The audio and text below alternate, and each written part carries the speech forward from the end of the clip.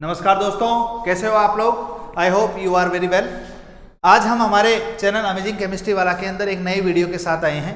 Chemistry के अंदर एक टॉपिक चलता है दोस्तों, विद्युत चुंबकीय विकिरणें यानी कि इलेक्ट्रोमैग्नेटिक रेडिएशंस। तो दोस्तों आपको पता होना चाहिए कि इलेक्ट्रोमैग्नेटिक रेडिएशंस होती क्या है। दोस्तों इलेक्ट्रोमैग्नेटिक रेडिएशंस, दोस्तों जब भी मैक्सवेल ने क्या बताया था, जो किसी कण को आप आवेशित करोगे, उसको ऊर्जा दोगे तो वो आवेशित हो जाएगा। और आवेशित कण के अंदर जो विद्युत और चुंबकीय क्षेत्र होते हैं वो दोलायमान गति करते हैं, यानी कि विद्युत और चुंबकीय क्षेत्र जो होते हैं वो तरंगों के रूप में संचरित होते हैं। और इन तरंगों को ही हम क्या कहते हैं, विद्युत चुंबकीय विकिरणें कहते हैं। दोस्तों लिखा हुआ है, देखो, विद्युत आवेशित कणों को जब त्वरित किया जाता है तो विद्युत एवं चुंबकीय क्षेत्र तरंगों के रूप में संचरित होते हैं, जिन्हें विद्युत चुंबकीय विकिरणें कहा जाता है। देखिए दोस्तों, दोबारा सुनिए आप, जब भी कोई आवेशित कण होता है या आवेशित विद्युत आवेशित कण को हम यदि देखें तो उसके अंदर electric field and magnetic field यानी कि विद्युत क्षेत्र और चुंबकीय क्षेत्र जो होते हैं वो एक तरंगों के रूप में संचरित होते हैं। और इन तरंगों को हम विद्युत चुंबकीय तरंगे कहते हैं या विकिरणें कहते हैं, क्योंकि इसके अंदर दोनों फील्ड होते हैं, इलेक्ट्रिक फील्ड भी और मैग्नेटिक फील्ड भी। इसलिए इन तरंगों का नाम या विकिरणों का नाम है विद्युत चुंबकीय विकिरणें। देखिए दोस्तों, ये हमारे पास कोई एक टिपिकल इलेक्ट्रोमैग्नेटिक रेडिएशंस है, जिसके अंदर ये इलेक्ट्रिक फील्ड है दोस्तों, ये वाला इलेक्ट्रिक फील्ड है और ये वाला दोस्तों मैग्नेटिक फील्ड है। अब इनकी विशेषता क्या है दोस्तों, इलेक्ट्रिक फील्ड और मैग्नेटिक जो फील्ड होता है वो एक दूसरे के लंबवत होते हैं, 90 डिग्री के एंगल पर होते हैं। और जो संचरण की दिशा है उसके भी लंबवत होते हैं दोस्तों, यानी कि अनुप्रस्थ इनका गुण कैसा होता है दोस्तों, अनुप्रस्थ प्रॉपर्टी इनके अंदर पाई जाती है दोस्तों।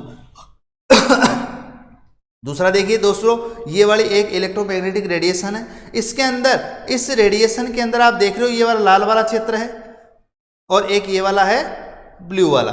देखो ये लाल वाला क्षेत्र जो है वो इलेक्ट्रिक फील्ड है दोस्तों, और ये जो ब्लू वाला है ये दोस्तों मैग्नेटिक फील्ड है। दोनों फील्ड की आप जब दिशा देखोगे, देखो ये है एक्स, ये है वाई और ये वाला जेड। ये एक्स जो है वो डायरेक्शन है, प्रोपेगेशन है, जिस डायरेक्शन के अंदर ये संचरित हो रही है। दूसरा वाई फील्ड के अंदर इलेक्ट्रिक फील्ड है दोस्तों, और जेड फील्ड, जेड जो एक्सिस है उसके अंदर है दोस्तों मैग्नेटिक फील्ड।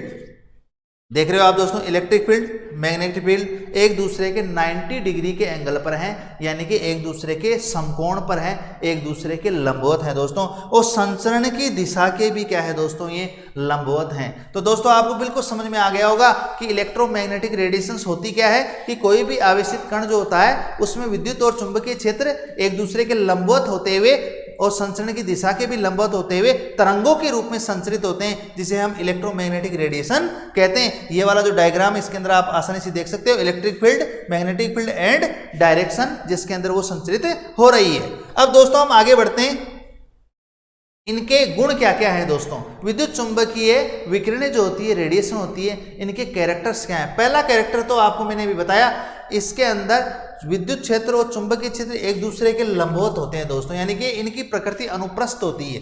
दूसरा, इनको किसी माध्यम की जरूरत नहीं होती है। जैसे कोई जल तरंगे हैं, जल तरंगों को तो माध्यम की आवश्यकता पड़ेगी तभी वो बहेगी।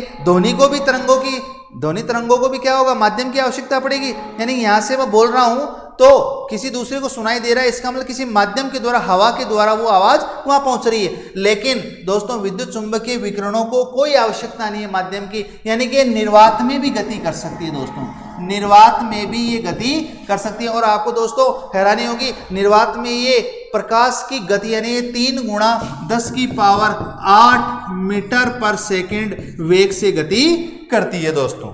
आगे बढ़ते हैं दोस्तों, विद्युत चुंबकीय जो विकिरणें होती है वो कई प्रकार की होती है दोस्तों, और जिनकी आवर्ती और तरंग दैर्ध्य जो होती है यानी वेवलेंथ जो होती है वो एक दूसरे से क्या होती है, अलग अलग होती है। और ये एक साथ मिलकर के एक स्पेक्ट्रम का फॉर्मेशन करती है दोस्तों। अभी मैं आपको दिखाऊंगा स्पेक्ट्रम कैसा होता है। दोस्तों ये रहा स्पेक्ट्रम, देखो इस प्रकार का स्पेक्ट्रम ये बनाती है, जिसके अंदर देखो गामा रेज का जो आवर्ती है वो अलग रहेगा, एक्स रेज का अलग रहेगा, अल्ट्रावायलेट का अलग रहेगा, इंफ्रारेड का अलग रहेगा, माइक्रोवेव का अलग रहेगा और रेडियो वेव्स का अलग रहेगा दोस्तों। इसके अंदर जैसे रेडियो वेव्स है उनकी आवृत्ति लगभग 10 की पावर 6 हर्ट्ज होती है। हर्ट्ज क्या है, आवृत्ति का मात्रक है दोस्तों। सूक्ष्म जो तरंगे यानी माइक्रोवेव जो है उनका 10 की पावर 2 हर्ट्ज के आसपास है दोस्तों। अवरक्त जो क्षेत्र है इंफ्रारेड जो है 10 की पावर 13 हर्ट्ज के आसपास है दोस्तों। इसी प्रकार से जो अल्ट्रा वायलेट है दोस्तों 10⁻16 हर्ट्ज के आसपास इसका क्षेत्र पाया जाता है। और विजिबल रीजन जिसको आप देख सकते हैं दोस्तों, केवल एक यही क्षेत्र है जिसको आप देख सकते हैं 10⁻15 हर्ट्ज के अंदर इसका क्षेत्र पाया जाता है, जो पराबैंगनी क्षेत्र का ही एक भाग है। दोस्तों ये वाला जो क्षेत्र आप देख रहे हो दोस्तों, ये वाला क्षेत्र जो देख रहे हो, यही क्षेत्र क्या है, विजिबल रीजन है दोस्तों।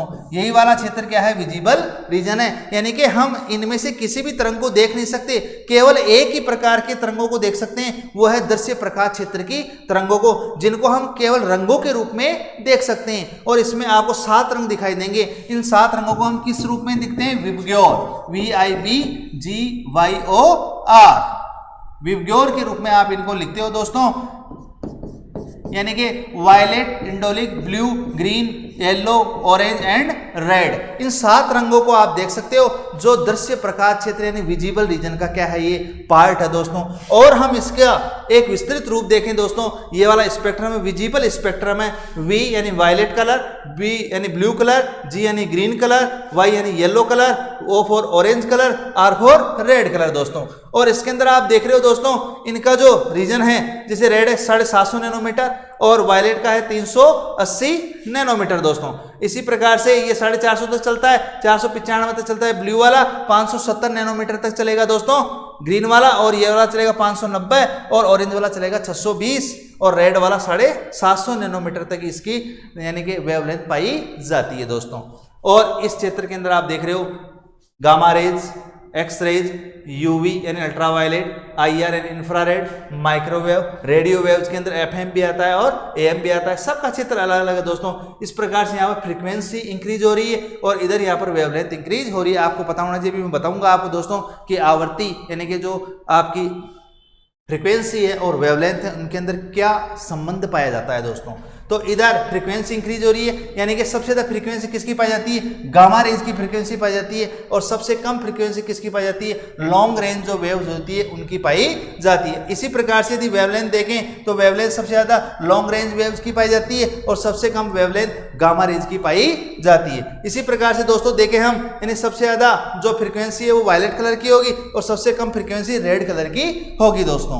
तो इसी प्रकार से हमें 7 कलर के रूप में विजिबल क्षेत्र दिखाई देता है, कलर्स के रूप में दिखाई देता है। तो दोस्तों आपको स्पष्टता पूरा समझ में आ गया होगा कि इलेक्ट्रोमैग्नेटिक रेज क्या होती है। इलेक्ट्रोमैग्नेटिक जो रेडिएशंस हैं वो मिलकर के स्पेक्ट्रम का फॉर्मेशन करती है, जिसके अंदर रीजन्स अलग अलग होते हैं, अलग अलग वेव्स का रीजन पाया जाता है, और विजिबल रीजन जो होता है उसके अंदर 7 कलर पाए जाते हैं जिनको हम देख सकते हैं दोस्तों। तो दोस्तों आपको बिल्कुल अच्छे से समझ में आ गया होगा। यदि आपको मेरा ये वीडियो, ये कंटेंट पसंद आया है दोस्तों, तो चैनल को सब्सक्राइब करें, कमेंट करें और लाइक करें दोस्तों। इसी प्रकार से अगले वीडियो के लिए आप तैयार रहें। Thank you.